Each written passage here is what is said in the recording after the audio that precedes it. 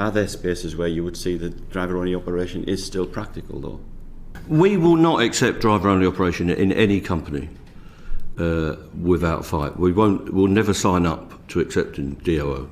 It will never happen while I'm the General Secretary. It will never happen as long as the R&T exists.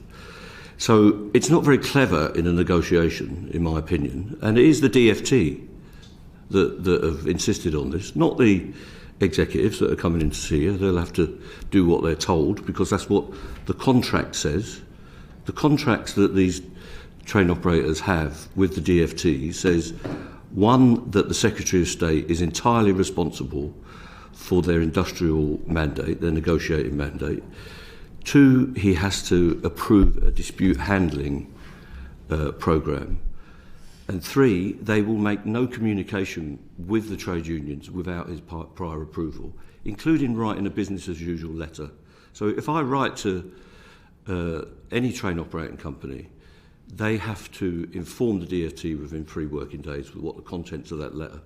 And that includes phone calls and discussions as well, according to the contract. So nothing happens in this industry without the Secretary of State and the 50 people in the DFT today that are working on this dispute and what they call workforce reforms. 50 people working full-time besides the politicians right now. So they insisted right at the end, and if the executives involved in this industry told you the truth, they will tell you that they knew before they put that on the table it would be rejected.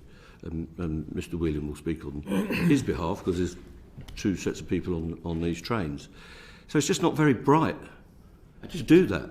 Why would you, if you're seeking a solution to a serious industrial dispute that's high profile, would you wait until a Sunday afternoon at 4 o'clock to put 9 clauses into a document which weren't in the previous version? It's daft. And to me, it's sabotage. And they wanted these strikes to go ahead. They knew that going forward with the imposition of change in Network Rail and DOO would provoke a reaction. They got the reaction. They let the strikes go ahead over Christmas. They didn't lift a telephone or lift a finger to get them off.